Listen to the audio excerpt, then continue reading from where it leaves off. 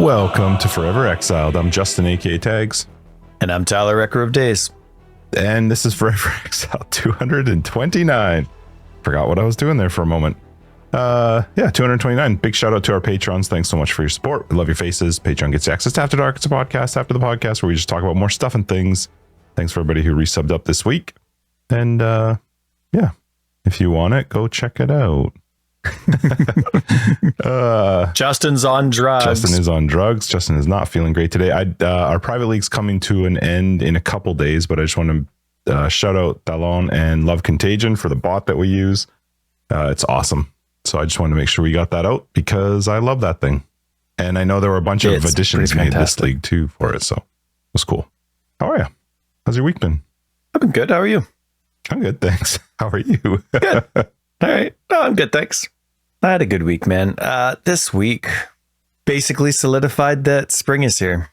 You know, like we're still getting to 0 degrees at night, but spring is here. And so I went out and bought some grass seed and then bought some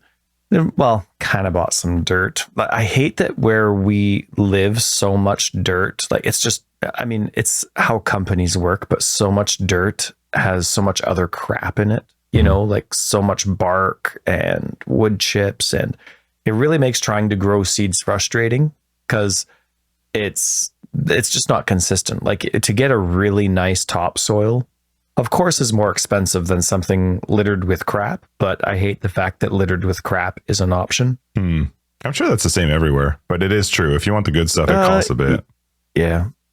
And so anyway, I found a new place that's don't know how to describe it and its location, but anyway, I'm gonna go check it out and see what their prices are like. But in the meantime, I quickly went to Home Depot, and instead of buying a soil mixture, I bought potting mix.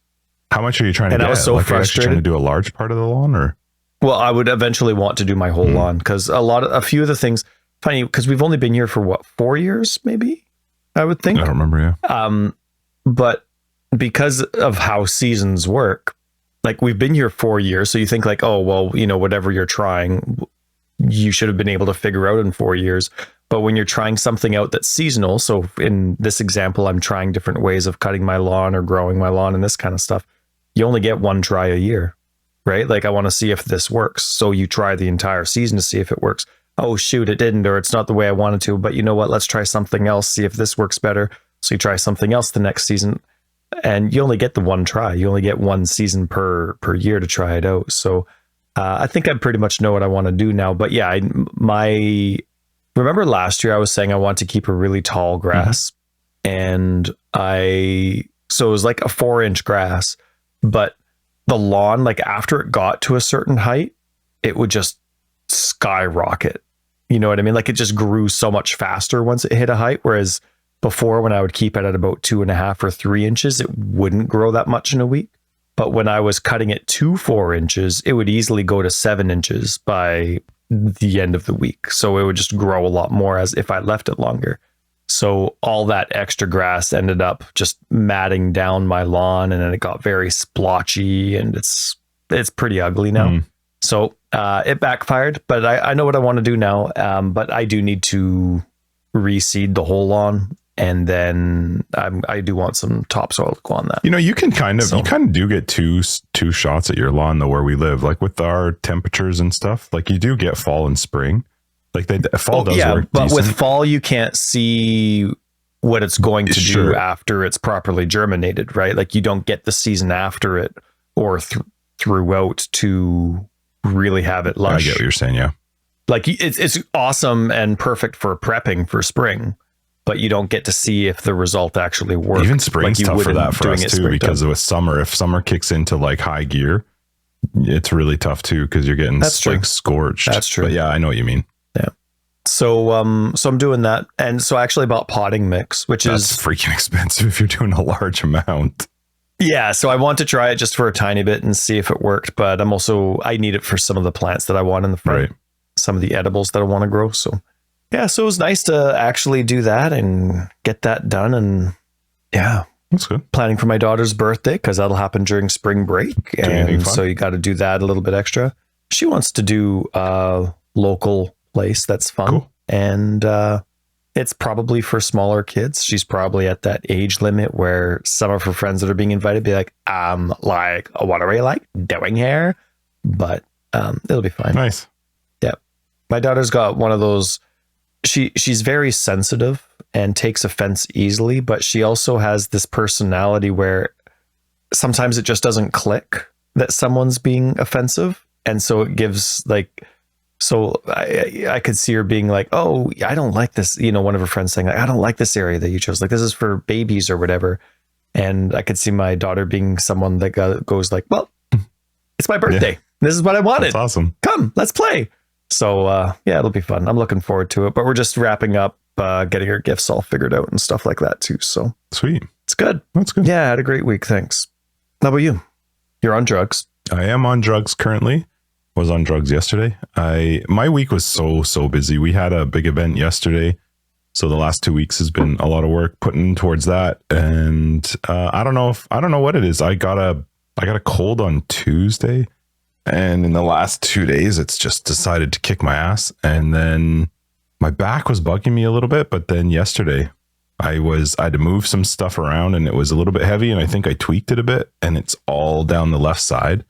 And it hurts to breathe. Turning certain directions just all of a sudden is like, oh, no, you're going to fall down. So yeah, it sucks, man. I hate it. It drives me crazy, especially when I feel like I'm doing stuff to try and fix it and it still happens. So yeah, it's been a fine week, but it's just been really, really busy. And then being sick doesn't work. I wish being sick would pick times better. Like don't do it when I'm busy. Yeah, it should be more thoughtful. Yeah, do when I'm chilled out. Otherwise, though, just this. What did I do this week? We're going to talk about our private league experiences. I did play that for a bit. I think that it was at the beginning of the week, like before, after we recorded the last episode, and then I played a little bit of Helldivers this week. It's a weird game, man. Is that the one that you and Josh got together? Yeah, it's the one that Josh talked me into. I can't think of another game off the top of my head in the past where I have either I don't know if I hate it or I love it. And it's not like it's just like, oh, this is an okay game. It's fine. It's one of those two every time I play it. I hate this game. It's stupid. Or, oh my God, this is so much fun. That's interesting. It's very weird. And I haven't been able to quite figure it out, but I'm just holding off. I know you said, I think Dragon's Dogma comes out pretty soon. I saw March 22nd. Yeah, I know there's a lot of talk about Last Epoch. I might try it again. I'm not sure yet. I know that they came out. I think it's like actively out now. It's out of its like whatever. I think it's 1.0 is finally here. Yeah. So I know a lot of people have been talking about that. I don't know if I'll try it out. And then I saw you bought it for me. What, like a year you have and a it half too? ago? We should maybe try because I think it's multiplayer now. Multiplayer. What the hell's wrong with me? I don't know. You have until March 22nd to convince me it's worth my time. What's March 22nd? Dragon's Dogma 2 and the end of a Path of Exile. Honestly, that might be the end of a Path of Exile 1 podcast. Dragon's Dogma 2. And then the Elden Ring expansion comes out in June. I saw the clip for it. But the beta that we're hopefully either going to earn or purchase to get into for Path of Exile 2 is hopefully maybe summer. June, July. Yeah, I saw the video for the Elden Ring trailer and okay, first off, it looks incredible, but it also made me they're so good that like they do it so well. They nail trailers. Yeah. And the games their slow motion jumps. There's something about how they do their slow motion jumps that are a little bit better than everybody else's slow motion jumps. My only concern with it was I'm so far removed from that game now that I saw the trailer. I was like, God, do I have to start over? Like, am I supposed to try and start one of my, it's been so long since I played. I don't know that I would even remember where I was in the map. There's going to be a trigger location. Yeah, I saw the I can't tell you for sure, but like the egg. Oh, well, that's Mikola. Yeah, but is that not triggering something? And that's the main character. It could be, but that's the main character of the DLC. And that's Millennia's brother. Yeah. Who had the other Erdtree. But like in Dark Souls 1, you didn't have to start a new character. It was just in that pawn after you beat the Hydra. Right. There was this weird portal that why on earth would you go there? But you would. Dark Souls 2 had, after you beat a couple of the end bosses, like Dark Souls 2 was weird in its pathing. It was like you had a center location with branches that spread out. After you beat 3 of those bosses, there would be stuff after that, like those snake portals. And then Dark Souls 3 was the same thing, where it would just get to a location, then there'd be an NPC there, and then that NPC would pull you into the snow level or whatever. So I assume it'll be the same. I know it won't be hard that. to get into it. I don't remember how to play. It's been so long since playing the game. So RB. Yeah, that's right. I do use controller for that one. So but anyway, Helldivers 2, it's a weird, I can't think of a game like this before where I have it's either one or the other. I've got on it sometimes and been like, I'm done. I'm uninstalling. I'm never playing this game again. If you play it with people, it's very fun. If you play it by yourself, it's awful. And have you ever enjoyed a single player experience with that game? No, not with Helldivers 2. Because I just finished listening to last episode, and in that one you emphasized that it's very much a co-op game or a multiplayer game, but they do allow you to play quite difficultly. Yeah, that's not proper, but it's much more difficult to play single player. Yeah. Since then, so this week, can you think of any time you've enjoyed your single player experience? No, the single player is very difficult, and it becomes to the point where there's no point in doing it because what you need to get requires you to up the difficulty. And I just don't enjoy it. I know there's people who probably do it solo. It is not, I just don't find it fun. But then when I get on with a group, like I played with Josh and a couple of his buddies, it's so much fun. Like it's like you're in the middle of a freaking movie, just like explosions and crazy stuff happening. Like it's very fun in that environment, but I don't often play in groups. So yeah. And I have no interest in because you can drop in and play with just random people, but that's not for me. Randos? Nah. Ew. Yeah, it's gross. That's nasty. So you know what though? It good week, just busy. Right. I'm beat to crap. I'm so exhausted, and right now I'm feeling decent because we waited a little bit longer so I could let these drugs just sort of manifest within my body. I can tell with how you're talking that you got a little bit. Yeah, you talk a tiny bit different. Yeah, it's getting there. When you got some stuff going on. So yeah. How's your lawn situation? You got your guy coming in to do stuff? He's going to do when he does it. I don't even know. I haven't even thought really about it. It's it's still pretty disappointing. Yeah, and it's really it still gets too cold at night to do too much yet. So yeah, we'll see. Hopefully in the next few weeks. Otherwise, it's just all tearing up, and I'm going to have putting fake grass down. It's going to be the greenest of the green. Good luck with that. Yeah. All right, let's get into some PoE. I haven't looked at anything. I know about our private league, which we're definitely going to talk about. But what do we got? Do we have stuff this week in PoE? Not much. Hideout Showcase, build of the week.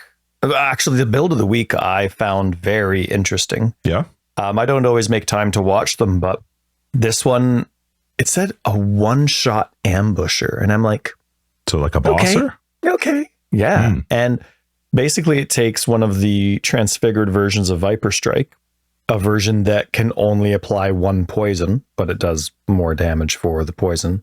And it's all just like about almost one-shotting bosses with just like one poison. And it's is there lead up or anything that you have to do to like make it work? No, it's all it is you can have a few jewels, and the jewel is, it's a cluster notable that you can get, cluster jewel notable, and it's you do 300% increased damage with poison if the enemy wasn't poisoned. Okay.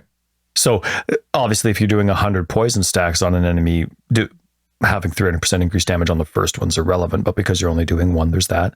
And that notable doesn't have a limitation. It stacks, so you as many cluster jewels as you can afford, it can help. It's about getting 100% crit chance. And then it uses a weapon that they dual wield. It's a really cheap unique, but it has like added damage of every damage type in the game. But then they use a tincture that makes all damage types capable of poisoning. So it's a massive damage buff. What else? And then there was, I forget where they get it from, but then there's, the transfigured gem also makes it so that when you're dual wielding, it takes the damage from both instead of just one hit. Oh, cool. When you poison. Yeah. And that was it. I think there was 4 required items outside of that ascendancy and the tincture and then the cluster jewels. So there was only 4 required items and it looked really awesome. Oh, cool. Really cool. That's fun. Yeah, they used Assassin's Mark, or what was it Assassin's Mark? I forget. And then anyway, it was really cool to see.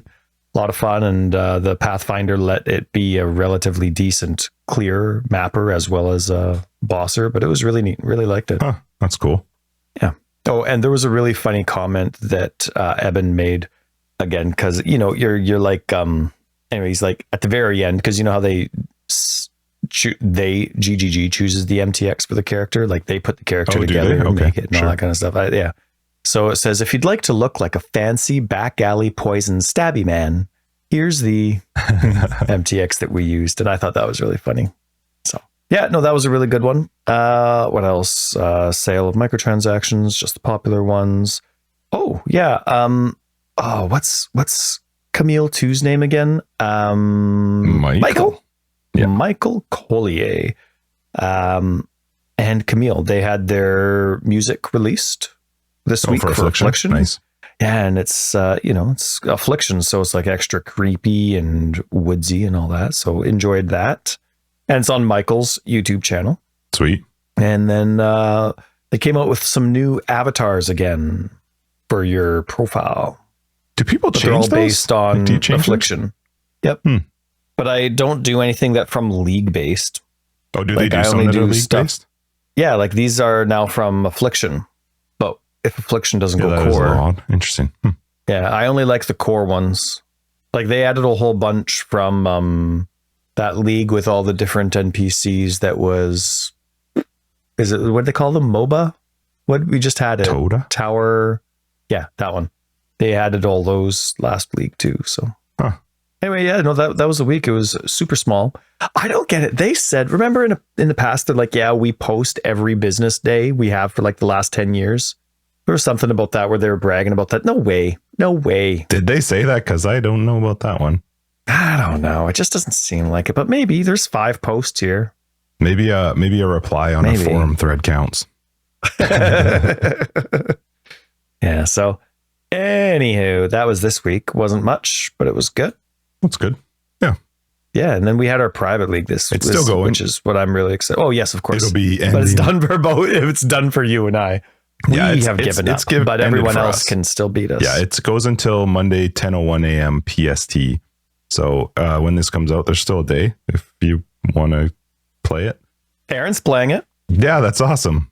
Yeah, it's hilarious because she's played for like 15 hours in her entire, like that, people are like, oh, I'm still a noob. I put in 2,500 hours.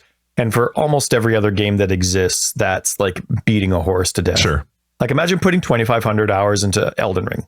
Like you've seen every nook and cranny. You have to love invading people. You're a new game plus 20 and you know every boss down to the detail. And like, so like, anyway, so, anyway, she's like got 15 hours into this game and then she's playing hardcore. So is she liking it? She's having a good time. Like, yeah, she is. She's enjoying it. She wanted to try something different. She didn't want to do and it was clearing really well. She probably would have been safer. She didn't want to do the rolling magma build that I made for her that she was playing in standard, but she felt like doing minions. So she's doing my bone zombie build. It's just a necromancer, zombies, and then if she ever got there, it would be skeletons and zombies on the 6-link together. Yep. With all the different supports kicking around on the outside. But she fell in love with SRS. Nice. She likes being busier, so the skeletons didn't match. So having to modify the build a bit because the build wasn't like SRS is a mana hog and the build doesn't really have the mana to spare. So gonna have to make some changes for her, but she's really enjoying it. She's doing SRS and zombies and she's gotten to Act 3 and she's got her Spectre up now. And it's funny because I'm trying to tell her like how to do just small little things like change the chromatics. like use a chromatic on an item or chromatics. And I can't remember what the keyboard shortcut is so that she doesn't have to go right click, left click, right click, left click. And I'm like, I'm pretty sure it's shift click, but it's not working, or she's not doing it right, or what's going on? And then I'm trying to like, the affinities aren't working, but I'm pretty sure it's control click. And I'm like, why aren't the affinities working? But it's different because it's keyboard and mouse with compared to controller support, how you set up the affinities. And anyway, so it was quite fun, but she's enjoying it. She's having a good time. Good job taking on hardcore. Yeah, she hasn't died yet. She's not, and she won't restart if she does die, but she doesn't know the maps or the areas at all. Sure. Right. So she's like going through these areas and like full clearing an area or something every time. Yeah. Cause she doesn't know where to go. Sure. And the questing system is really stupid. So she's especially when it comes to things like the bandits or the trials, like some of those pending ones are just weird where they show icons. So anyway, yeah. So she's like full clearing. So she'll be, 20 minutes in an area that wouldn't normally be 2 minutes. She's probably super over leveled, which is not a bad thing. Yeah, I don't know. Yeah. Anyway, why don't you tell us a bit about you? You had a very successful private league, in my opinion. Like level wise, it was successful, I guess. Yeah, I got to my first one was to 71, and that was what did we have to play again? My God, it's Gladiator. Right. So I did a Gladiator with Shield Crush. Right. I eventually switched over to Shield Crush, and I got to the end of Act 10. Finished all my ascendancies, and it's Guardian, or no, that's Champion. I'll talk about that in a second. But yeah, the Guardian. So I went Shield Crush. It was fun. I actually it was Gladiator, whatever. You're right. Whatever I was doing the first time, that's what I was doing with Shield Crush, and it was fine. It was smooth. I was just running through desecrated chambers, just leveling before I was going to finish Act 10.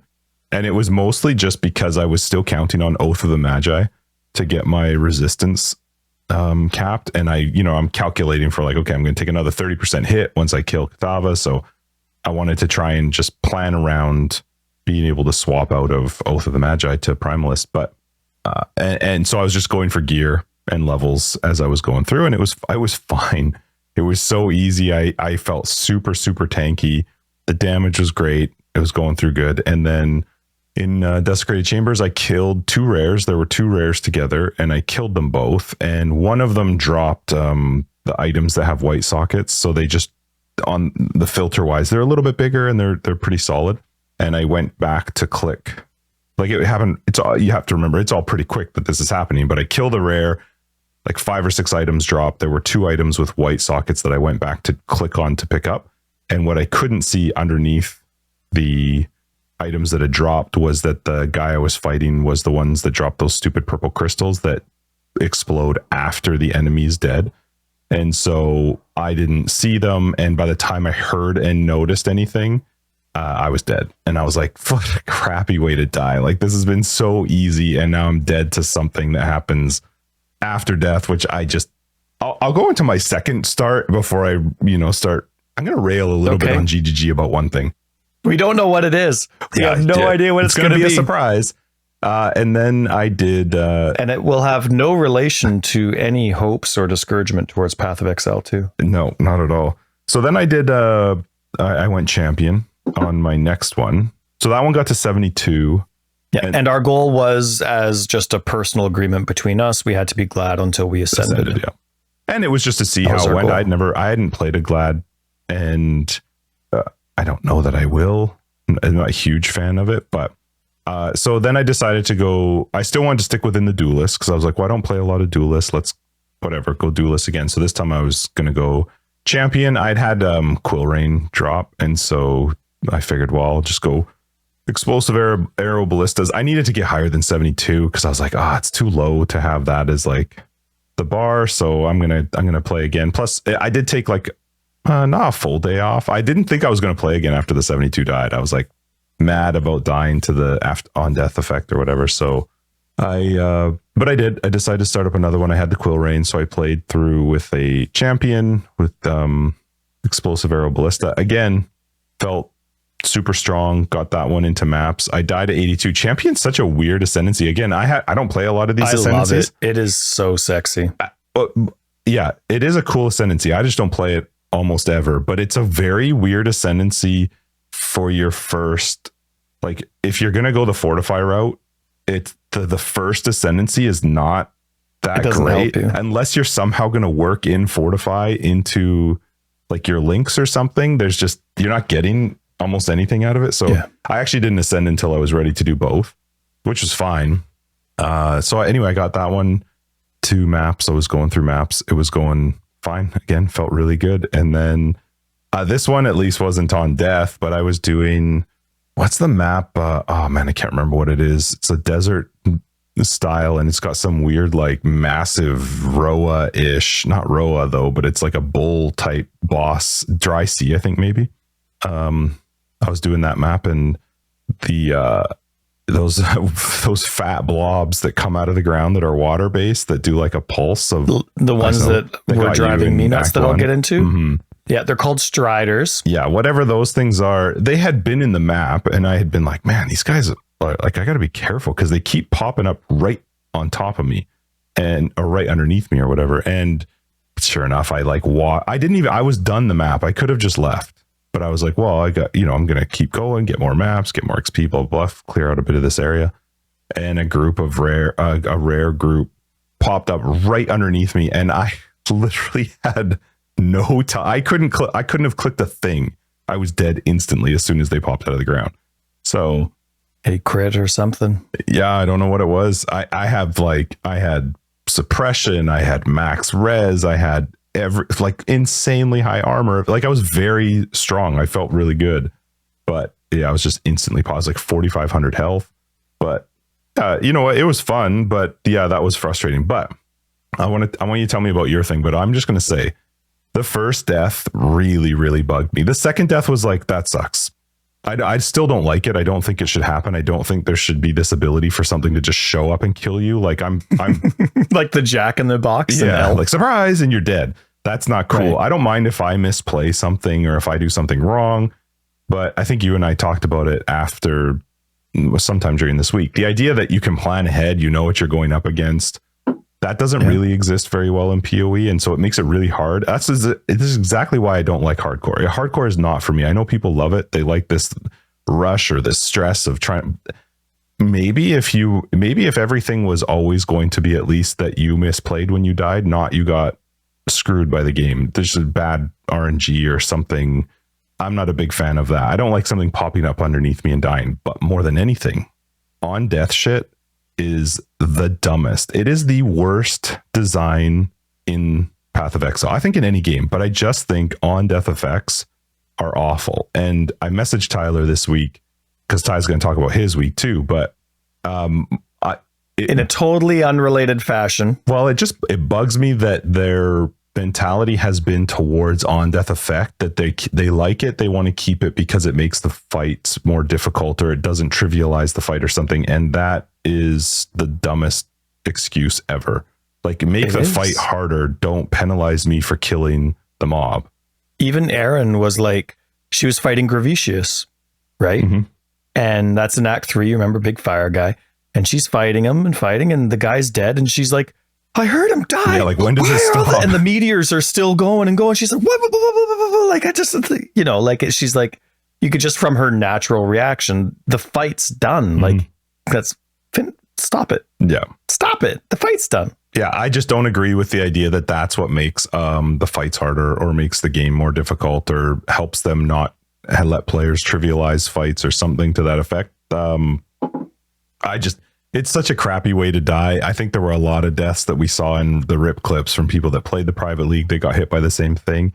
And it's a defeating way to die. And that's what makes hardcore even worse, is you put all this work into your character. You're planning for all these things, but there are sometimes some things that I don't think should happen. And I hate the idea of being penalized for killing a mob. I just think that's so backwards. Like, if you want it to be harder, then make the fight itself harder. Don't make this mob go like, surprise, and then you're dead because you killed it. So it was fun though. I did have fun in it, but yeah, after that death, I was like, all right, there's the bar. Right. I'm done. How'd it go for you? I had the best experience of my life, Justin. Thanks for asking. There's nothing Set like records. getting really, really good at Hillock. Yeah. Yeah, it's true. You crushed that guy. Posted 12 out of 13 rip clips in our rip clip channel. This might be the record for the most I've tried or restarted. Which props to you. Good job. I love how many jokes there were about Roas at the beginning. I would like to point out that Roas only killed me once. Did they actually in breaking the eggs area? Yeah. Okay. And that was, they just, it was just one of those where Ganged stun. Oh, I do remember seeing there was that, nothing I could do. The prime, so like Justin, I started as a duelist, can't say gladiator, duelist, and it was my goal at least to ascend, but I've played duelist lots before. My trigger happy build was all about that counterattack keystone and the ascendancy.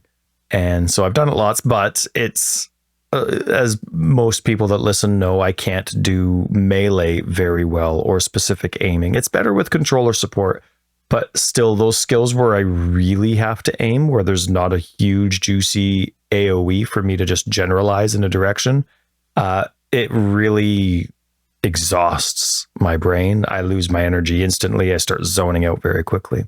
So anyway, I'm trying out the different skills, seeing what the gladiator has. And Justin was joking because I died 12 times in total as a duelist. And I'll probably accidentally say gladiator tons, so just forgive me on that. But Justin was joking in one of the 2 playthroughs that we were playing together that I'd probably used every skill available to the duelist at the beginning to try and figure it out. I tried shield crush, I tried perforate, I tried that one projectile skill, splitting steel, caustic arrow, went all around, right? All around. I even, as you start leveling, I'm like, all right, let's throw in some ballistas and do this. And I mean, my tree's a certain way, so there was only certain things that would make sense for what I was doing, but I gave them all a shot. At the end of the day, Shield Crush and Perforate were skills that really worked well for me. I stuck with Shield Crush because it was easier for me to find shields and improve my damage with shield, like armor and evasion, than it was for me to find a better melee weapon. So I basically just stuck with Shield Crush for that reason. It was really easy once I remembered and started adding Decoy Totem. It was awesome that way. Sure. But I still obviously died quite a lot. Most of those deaths were in Act 1, and it was all just trying to get past the caverns. It was the same thing, like those Striders, which are those sea witch things that come up, and they're either like, as a group, they're like, hey, have you seen Ice Novas? And it's like, Ice Nova, right? Or then they throw their water balloons at you that have, like, I don't know what the chill is, but it's like a chill of 75%, not 30%. And you're like, oh, but they hit hard and you don't have the cold resist. And so, I mean, I was playing it smart. I was trying to get, I was doing the vendor recipe, getting my cold resist and all that. I was getting it up as high as I could. But they were pricks. Like, even like those crabs, like everything in the caverns, it's weird because none of them have a mod, but everything in the caverns chills. They do cold damage. Makes sense thematically, but there's no mod on the enemies. So there was a time where those little crab things that after you kill them, then they turn into a smaller version of themselves and they still shoot their tails at you. They bombarded me with, I just got surrounded by 4 of them and I couldn't move. It was just one of those things where you'd expect to be able to go through, but the collision detection, they were in the perfect spot. They gangbanged me and it was just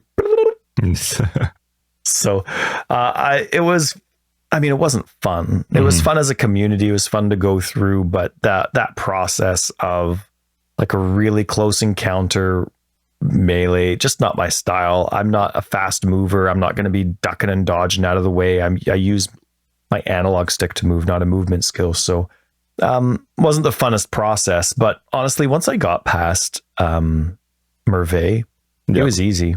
Yeah, it's true. It really was. And I enjoyed it. Shield Crush, again, because it just scales with armor and evasion. Those shields are always popping up. So awesome. And at the end of the day, if you're worried about that, you just don't socket anything into your shield and you just put the next best thing in, whether it's rare or normal, whatever. It's nice. decoy totem, just with all the strength that was at the bottom of it. It was easy to level, easy to keep going, and it was a bit of a mana hog because it's a totem. So, you know, you always have your mana flask with you, which I'm not a big fan of, but life goes on, it's leveling. So it was great. Yeah, no, I had a decent time with Shield Crush, and I was starting to fly through, and I'm like, great, yeah, this is great. I'm gonna I did end up ascending as a gladiator. Was your plan to stay with nice. Shield Crush when you ascended, or what was the? No, my plan was to I wasn't sure if I was going to stick with General's Cry or not. My original plan was General Cry, because then all I need to do is cast Desecrate once. General's Cry, do you know what General's Cry does? It uses the linked attack skill with 5 like mirages. They're not technically minions, and then they use that skill for you. They raise from corpses, but they don't consume the corpses. So I just have to cast Desecrate once or twice throughout the boss arena, wherever it is. And then I just hold down General Cry, and it just uses it whenever, it just automatically casts it whenever the cooldown's done. What were you linking to it? And smash. So, well, I was trying a few things, but I really like Bladestorm, but Bladestorm has a limit of 3 storms. So I'm like, is that a limit per the individual that's cast it, or the mirage that's cast it? Right? Like I have five mirages, but there's 1 me. So is that skills limit based on mine? Right? Like if I have 5 mirages, and they each do the Bladestorm, well, are 2 of them just going to get wiped out, and there's only going to be 3 kicking around? I don't know. Eventually I tested it with the Sandstorm version of Bladestorm, where you see the storms moving out, and I did end up seeing 5 different directions going, so that was good. But the one thing that I forgot, and this is like a few years old now in my knowledge database, but I'd forgotten about it, is Bladestorm works really weird in this game. It only works, I don't know how the like base game works, but it's like the map's laid out in quadrants, and Bladestorm as the bleeding version, the blood version, it doesn't always situate where you want it to. It's like it works in like these weird squares. So there's many times where I really want my Bladestorm to be here, and I'm like right on top of the enemy, and I swing it, but then the Bladestorm shows up just kind of behind me.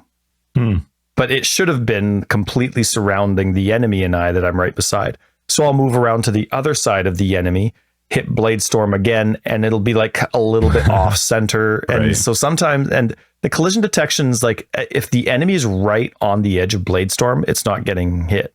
It has to be within it. So it ended up being quite frustrating. So then I was like, okay, well, let's try Earthquake. But you have to time Earthquake properly, because you don't want, like if you're self-casting it as opposed to General Cry, you don't want to be hitting it too fast, because then you don't get the secondary aspect of the skill. So I ended up going back, and 100%, not because of any damage, not because of anything. It was just the sound. Earth Shatter. It does sound good. Man. So that's, it's so good. When it makes those fissures, but then you hit it again, it's like, but I'm doing 5, man. I'm doing 5, like 5 mirages are hitting this. So it's like 25 of these fissures go. Just an auditory orgasm every time. Oh, it was good. It was good. But I was still back and forth between whether I wanted to continue with General Cry or not. Because it was just much slower. Like it was much safer, but like it's a private league. I only have 10 days, and it's much slower. Because on my tree, because I wasn't sure if I was going to use General Cry, I had no investment into Warcry cooldown speed, which would be a huge improvement to my DPS.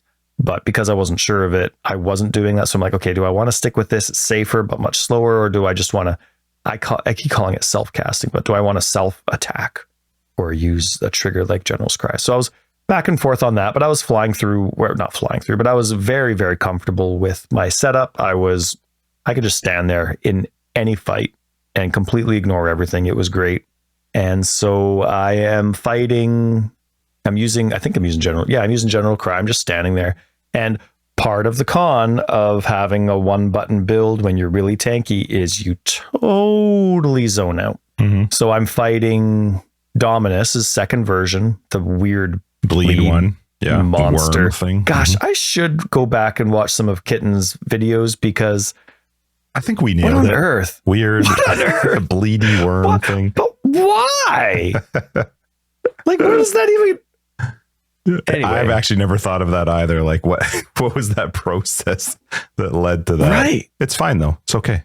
Malachi's transformation is gradual. When you listen to the audio stories as you go through, it's cool. Like he used to be whose hearts are those that you're killing in the Malachi fight? When you kill the 3 hearts, I think the beast. Oh, Like you're in a beast, like the mountain is a big Malachi's beast, just right? chilling inside the beast. Well, you are in the heart of the beast. But does he control the beast because he's in the beast? Maybe with his nightmares. We should do our own lore. I think we should. And then we'll have Kit and Kat Noodle on and compare notes. Yeah. No, lady, you don't really understand what's happening Maybe here. you missed it, but it's a bleedy worm.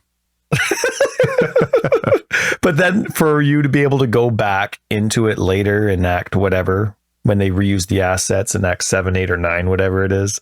I don't know. That triple boss that you hate. Because then you go into those 3 hearts area. again, and then you fight the big crazy fat thing. Fighting through the valves. Totally makes sense. All right. Anyway, so I'm fighting that second version. I'm just standing there, and like my health's not moving. Everything's great. And so I'm talking with Armin in chat because I'm broadcasting. We're talking about NFL salary caps and the Super Bowl, and we're having a great time. And then all of a sudden, I'm dead. What? Did you bleed or something? Yeah. I went back. It was the slowest death. Yeah, because that bleed is not super fast. Easily could have just hit a life flask once, and the whole fight is done. Right. And like I'm talking seriously. Like you go back into that. I'm gonna have to watch that one. And it's like people are just yelling at the screen, like right. 7 seconds. I'm just like. I'm gonna have to watch that. I'm like That's staring awesome. at Chad. I'm like, oh man, but some of the pros and cons of this NFL salary cap. Let me tell you, Patrick Mahomes, he did well, but the team didn't play the best. Oh but that was the result of 3 players making so much money, and they have to depend on all these younger players. And all of a sudden, I'm dead. And I'm like, oh man, that sucks. And I just go right back to talking about it with Armin. So thanks, Armin. I'm gonna blame you for that, but it was totally worth it. That was a lot of fun. I really enjoyed that. But because I did ascend. I was comfortable playing a different ascendancy. And so I started playing the Guardian. I did start playing the Guardian, I think, after Death 8 of my duelist. Because I was getting very frustrated. So I'm like, and even after that, like, I think it was the last After Dark that we did. I was just really frustrated after my first playthrough. I was doing 8. It wasn't a fun process. All those striders in the caverns were just chilling and stunning and driving me nuts. So I wasn't having fun. You gave me permission to start, like, you know what, Tyler, screw our agreement. Just go have fun. So you let me play the Guardian. And so I started that, and I got that to, I think, Act 2. You froze for a second. That was weird. Did you hear me, though? Yep. Okay. So went to Act 2 or 3, and then, it was done. My session was done for the night, and then came back, and I'm like, you gotta do it. I can do Sure. Gladiator. It just doesn't suit me. Like, yeah. So I went back, and then I made sure, and then so I got that. I ascended, and then that's when my death with Armin happened. Death was hilarious. Did you watch it? Yes. Okay, can you watch it? You are not even looking at the screen. No, and I am having a great time. I didn't listen to the audio. I can see you talking and stuff, and you're right. It is slow as balls. And count. Do me the favor. Go 001 while it's happening. As soon as I start losing health. You said, "All right, Dominus ascended. Still haven't taken any damage. I can hear that. Sounds great. Love it. Earth shatter. And then, so the health just started ticking down now, and you're looking at the screen. You just pushed up your glasses. Now we're at half. When you don't like him, that is the best death, man. Right? It was a solid build. I'm standing there. It's no problem. Legit funny. Holy crap. So anyway. That's like the people like me where I just like, oh yeah, I'm playing hardcore. Totally forget, walk away to go deal with a phone call or something in the middle of its own. I keep telling Erin, she's like, Erin doesn't know the game. Again, people, new listeners, that's my wife. She's playing hardcore for the first time. And after like only 15 hours of total playtime. And she's like, so she doesn't know the tree well. She's not familiar with stuff. She doesn't understand gearing. She uses her first chromatic under supervision. You know what I mean? Like, and she's like in hardcore. She knows hardcore. She knows the concept. She knows, and she's like, her level up screen, her passive tree is up in the middle of a map. I do that all the time for too. Like a minute. I'm like, just portal out. Just portal out. Yeah. It's fine. I'll hear my zombies. It's fine. So anyway, so then there was that. So then I, after that, I went back to my Guardian and kept leveling that, kept leveling. And you saw this one, I think, or no, I showed it to you later.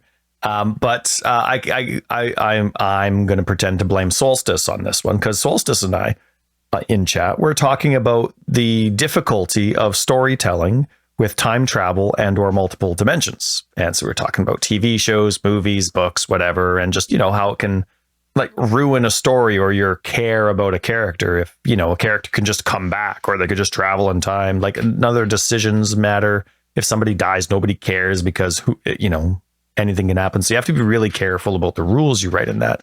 We were talking about that. That stuff's really interesting to me. Mm-hmm. And so I'm playing and I'm the Guardian. I'm in Act... Which you did ascend on that one.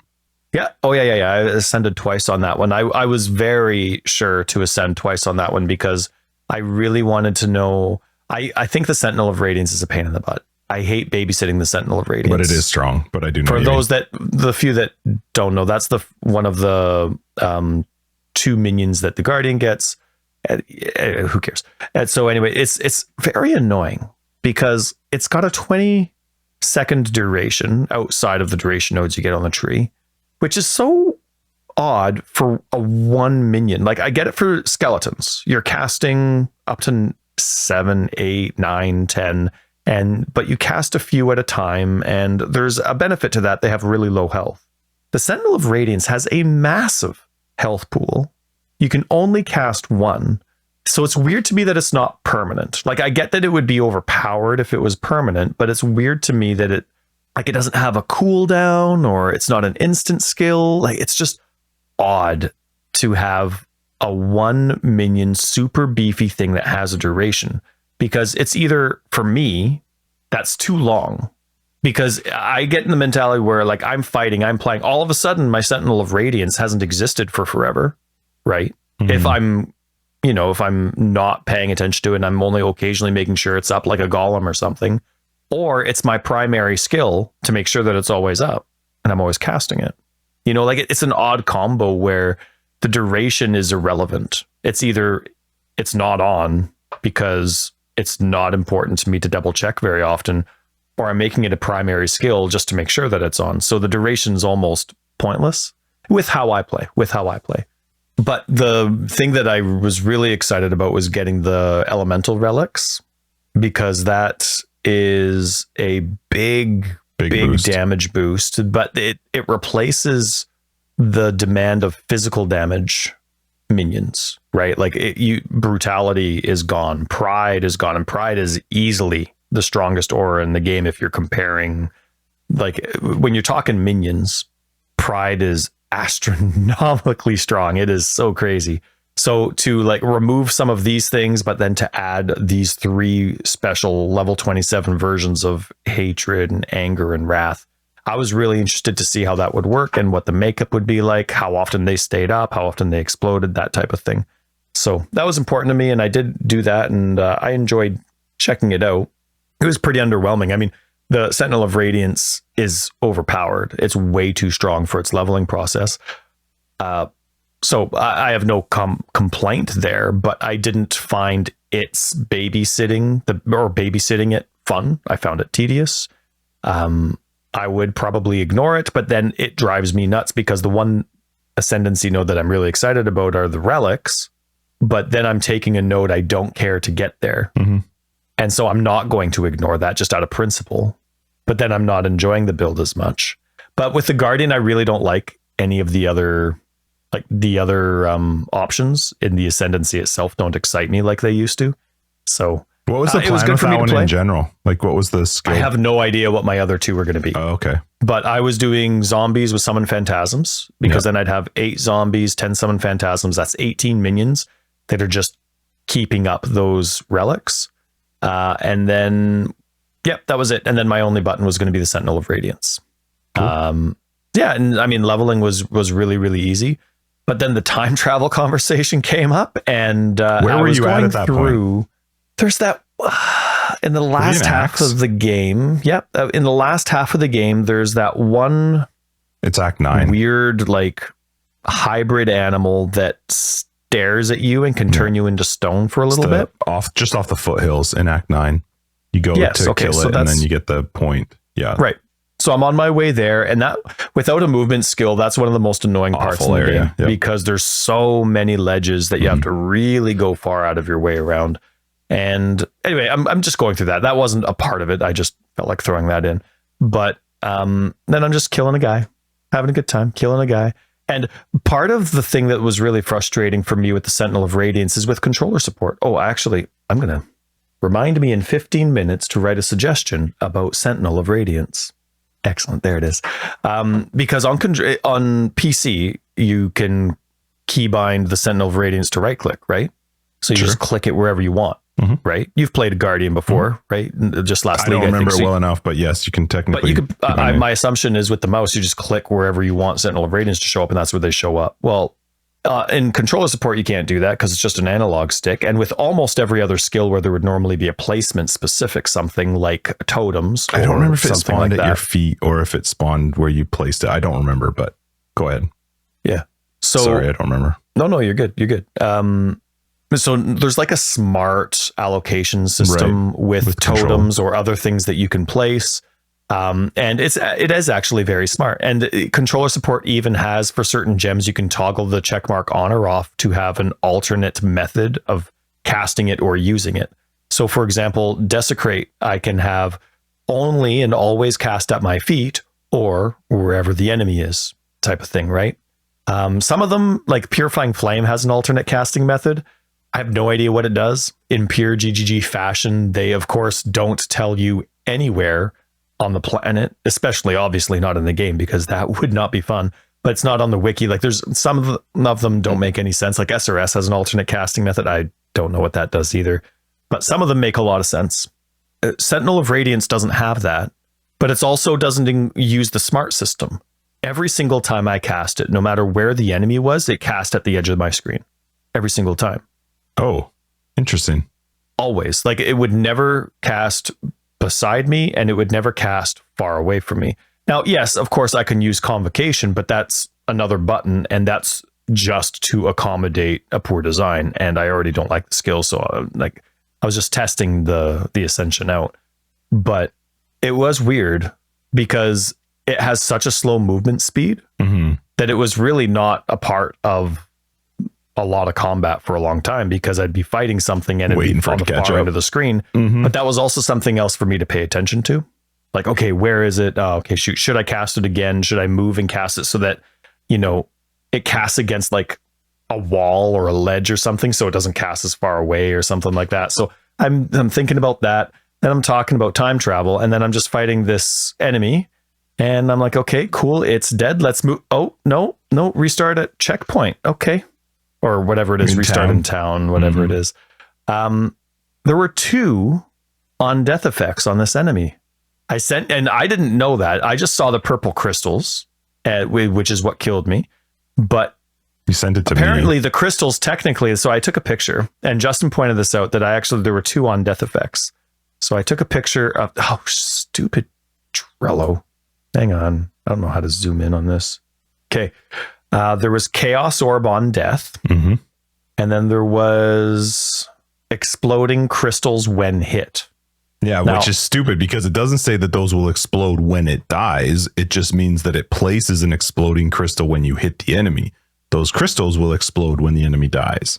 Right. Which to me, now I get in probably in some sort of GGG response fashion, be like, well, technically it's not a non-death effect, but it is. Yes, it is. Anyway, it had both caustic orbs and the crystals. Now, my chaos res was fantastic. I mean, for that stage of the game, I didn't get any amethyst rings that were worth equipping, but I still had 15 chaos res and then the notable or the mastery where 10% of my armor applies to chaos damage taken on hit. And I was running determination. I had lots of armor already in that. So I was fine. There was nothing that was hurting me. And that just nailed me, but both. I mean, you were dead before the orbs even hit you. The crystals had you dead before, but yeah, the fact that it was both and unnecessary. It's like, I don't know. I could go on. I was Like, laughing to Tyler when he sent it to me because I watched it first and I saw the crystals explode. And then we messaged for a little bit. And then I was through our conversation. I actually was like, wait a minute. Did he actually have 2 on death effects? And so I rewatched it. And that's when I sent it to you. And I was like, Jesus, you had like both of them. And I did joke to him that it was a good thing we weren't recording the next day. But right. But it's frustrating because, and we've gone off on death effects so many times. I don't really want to have, like, it just be monotonous. It is what it is. It's so disheartening to me that they find value in this going forward in Path of Exile too. Like, if the on death effect was grasping vines, slow you down or something, like the so tar. Different. Annoying, but it's not the so worst. Different, right? And then if somebody else, a living enemy, had a dot on the ground like a vortex or Maven's dumb super shaper things, whatever they are, like, that's different. You're combining into the experience, but still, like, I still don't want anything after death. Dead is dead. But, you know, like, think of a fantasy movie. As soon as the big bad guy dies, all the infection that they spread to all the townspeople magically gets lifted. That's the way it's supposed to be. Those falling meteors from the sky are automatically supposed to evaporate once the evil spell controlling them no longer exists. So anyway, it was disheartening. It was frustrating because, again, like you say, our build is fine. It's just that could hurt it. And for some reason, those on death effects are that strong. Like, it's not like they're barely strong or they'll take a tiny, like, here's one way that I would be fine with on death effects. If you were being completely greedy through the leveling process and all you did, like, you had all these normal items on and you weren't caring about resist because you only cared about combining your socket colors and your gems and stuff like that. So you had garbage gear on. Then what I think should be weenie damage should kill you. Like, if that was an on death effect and it killed you, but you were being just greedy with your progress and you weren't caring about survivability, okay, kill it. But in comparison to the game, like, it's like the difference between league content difficulty and damage versus normal league. You know what I mean? Like, how there's that difference in disparity when you're going through the actual leveling process of a new league. It feels like this is too strong for league content. You know what I mean? These on death effects are just so much more. Well, I don't understand why they give on death effects massive multipliers. Like, why can't on death effect, if you want to keep it, make it do reasonably the same amount of damage as if I was normally fighting the mobs, so that like you said, I was not paying attention to resist or not paying attention to defenses, then it's going to be just as hard as if you fought the mob. But for some reason, it gets this like insane multiplier that can one shot your character even when you're well built for it. That I don't think there should be something in the game that's purposefully made to just be like, haha, you're dead, when you like that wasn't part of like the mechanics of a fight or something like that. It's not like I was cheating with my character. I was like in a really high damage situation or risky situation where my build's just not cutting it anymore. And I'm like, oh, shoot, life flask. Oh, shoot, life flask. Oh, no, there's another. Oh, now I'm dead. Like, that's a totally different experience than like, I am really solid right now. Like, what do I learn from this on death effect? Besides always move. Yeah. And it's not like, I mean, if they really wanted to argue the fact of it, then you should make something way more visible that I know what's happening. Like the rares that you're fighting, I can't see them unless I mouse over them. I can't mouse over them because there's a shitload of stuff happening on the screen. Maybe it'll be different in PoE 2 when you can do WAS and D to move your character. So you can have your mouse to also mouse over top of the mob so you can see at the same time while trying to run away from them. But I still don't like the idea of something being after death, and especially when the game does not make it super easy to see what's happening. But nice job though. You got to 66. Did I? Cool. Yeah. Also, apparently I beat you. If you were to combine all of your levels and all of my levels, all of my level 8 characters eventually combined to beat your... Oh, did you? That's awesome. I beat you. By how much? I don't know. I'd have to ask Talone. That's too funny. Talone was doing the math for me. Oh, really? Watch, it was probably some small number and I should have just gone and killed him to get to level 2. Just like last league where you should have just gotten one more level before you committed suicide. Yeah. All right, cool. Well, I think we're probably going to have to wrap this up because I'm starting to fade. I was going to say, did you see that somebody noticed by accident that you can ask the Army 6 bot questions like AI and it will respond in our Discord?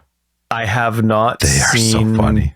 I have not seen today's Discord I had to messages create yet. a Discord channel specifically for asking me 6 anything because it was filling up some of our other chats. So we'll just ask people to keep the @me6 AI questions to a single channel because it was literally filling up one of them. But Okay. I don't know where it's coming from or what the information is, but it's pretty funny. That somebody asked, Hannah asked, should I trade Talon for a taco? Because everybody's on tacos. I think that's your fault. And There's nothing wrong with my tacos. Anyway, what was that was part of the Meebot's question? response? Noble Quester. The decision to trade Talon for a taco is a weighty matter indeed. However, in my staunch opinion, the allure of a savory taco with its crisp shell and delectable fillings far outweighs the value of Talon. The taco, a culinary masterpiece that transcends time and space, is a treasure worth pursuing with unwavering determination. Go forth, valiant soul, and savor the delights of the taco. We love you, Talon, but I don't think anybody who loves a taco would disagree. Yeah. Tacos, especially my tacos, are the best. But we love you, Talon. Yeah. Yeah. Thanks so much again, Talon, and Love Contagion for all the help with that bot. That bot is so much fun at Private League time, so it's very much appreciated. Let's wrap this up. Forever Exiled 229. I'm Justin AK Tags. Tyler Wrecker of Days. Did I say? I don't know what I said. Anyway, everybody, I'm Tyler thanks so Wrecker much. of Days. That's Justin. Whatever Wrecker I said. Wrecker of Marriages. We will catch Patrons and After Dark. Everybody else, we'll see you next week in 230. If you're looking for more information, you can find it down below. We got a website, foreverexiled.com. We're on Twitter, foreverexiled82. We have a very fun Discord. Pop in there and say hi. And Patrons other ways to support the podcast. Find them down below as well as on the website. Good day. Bye, bye, bye. That's right. As my throat's getting better, I'm going to start belting it out.